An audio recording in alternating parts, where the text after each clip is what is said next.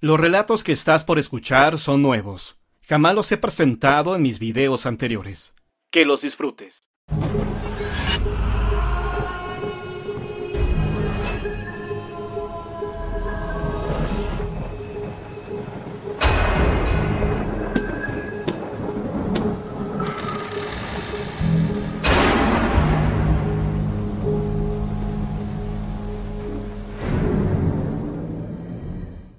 Elena, la que bailaba con los difuntos.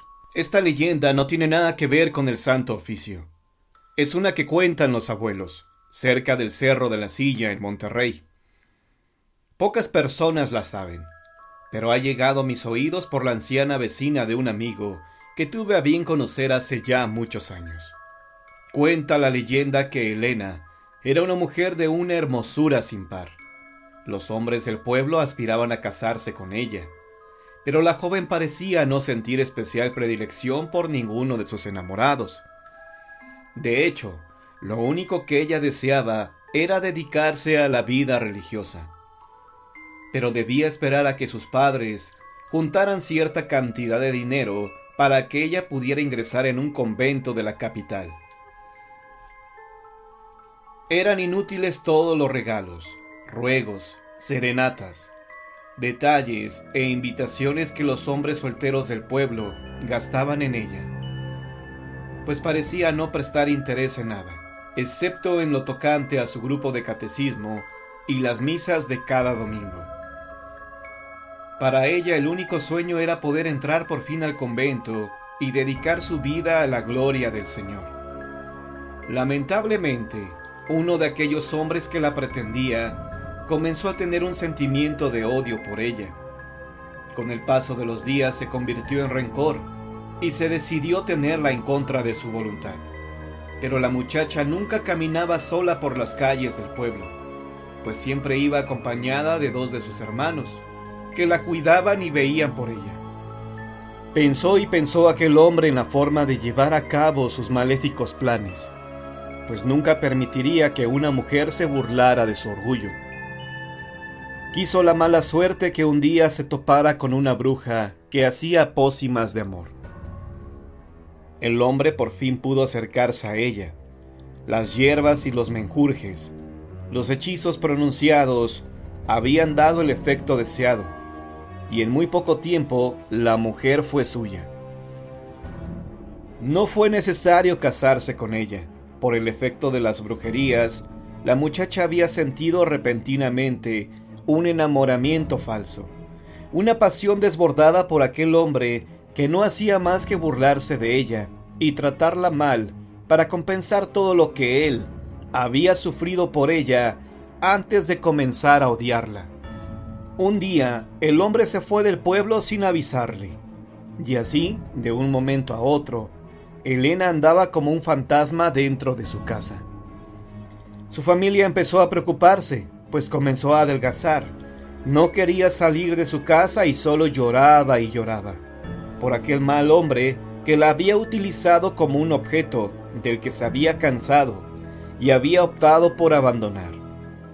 Los padres se enteraron de que jamás podría ingresar al convento, pues ya no era pura, y le echaron de su casa cruelmente, sin que ella se hubiera repuesto siquiera de su enfermedad. Anduvo vagando la pobrecita por el pueblo, sin saber dónde guarecerse de la noche y de la gente que la miraba burlona. Fue a parar a un enorme zaguán de madera muy viejo, donde una anciana le invitó a entrar para pasar la noche. Le dio algo de cenar y comenzaron a hablar. De repente, la anciana sorprendida le dijo que ella había sido contratada por aquel hombre para enamorarla. Elena no entendía nada. Lejos había estado de imaginar que se encontraba en la casa de la misma bruja que había lanzado el hechizo que la había hecho tan infeliz. Se quedó a vivir con aquella mujer, y con el pasar del tiempo, le aprendió el oficio. Casi nunca salía de la casa por temor a que la vieran sus conocidos. Solo de noche iba por los mandados que la bruja le asignaba, pero casi todos ellos eran cerca del campo o en el cementerio. Ahí fue donde Elena aprendió a desenterrar los restos humanos y a sacar provecho de los mejores huesos. Incluso mientras más fresco fuera el cuerpo, mayor poder tendría para las pócimas y hechizos. Aunque al principio era bastante desagradable, pero con el tiempo se hizo una experta. Si alguien hubiera pasado por el cementerio a esas horas de la madrugada y hubiera visto a Elena trabajando, la habría encontrado cubierta de sangre, con la mirada un poco perdida bailando entre los cuerpos. Se contaba que una mujer loca salía a saciarse de los difuntos, les arrancaba los ojos y danzaba con sus miembros a la luz de la luna. Esta historia llegó a todo el pueblo, pero solo alguno que otro valiente se atrevía a espiar de lejos al monstruo que hacía tales aberraciones, protegida por la oscuridad de la noche. La mente de Elena enloqueció. La historia se guardó por mucho tiempo, hasta que aquella anciana de mirada extraña me lo contó. Minerva Rodríguez. Los relatos del día de hoy han terminado, pero si quieres escuchar más historias, quédate en la permanencia voluntaria de John Misterio.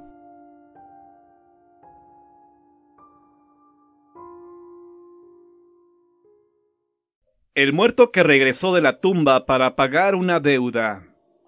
Romana era la partera del pueblo. Ella, a pesar de no haber estudiado enfermería, sabía cómo atender a las mujeres que estaban a punto de dar a luz.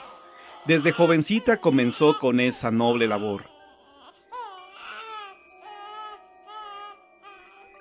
En ocasiones solicitaban sus servicios durante frías madrugadas, y ella acudía con gusto, pues cobraba bien por su labor.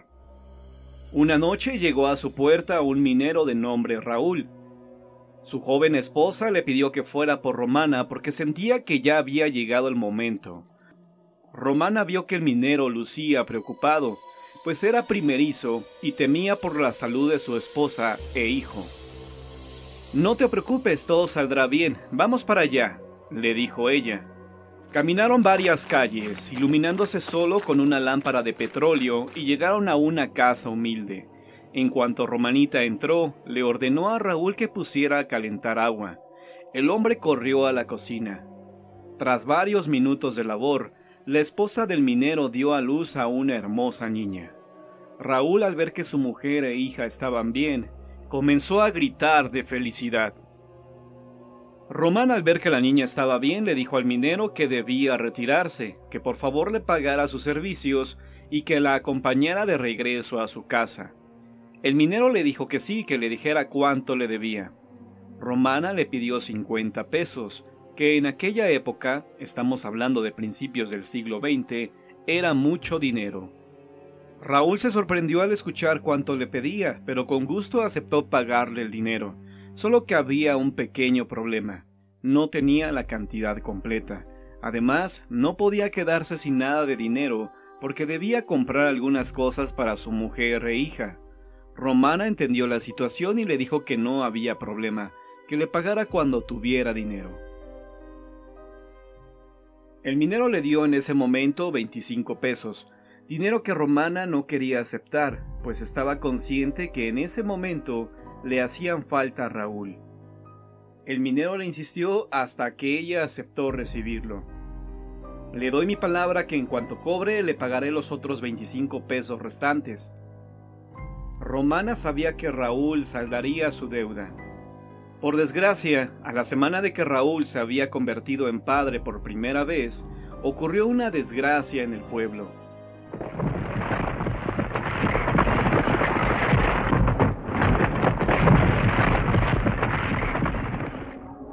La mina donde él trabajaba sufrió un derrumbe, sepultando a varios de los trabajadores, entre ellos a Raúl.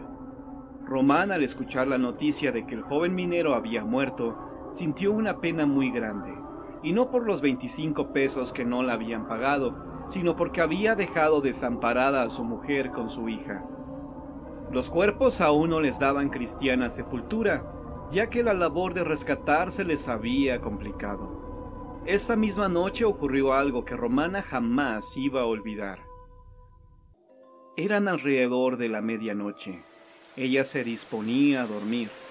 Cerró muy bien la puerta y justo cuando le dio la espalda para dirigirse a su alcoba, escuchó que tocaron 3 veces en ella.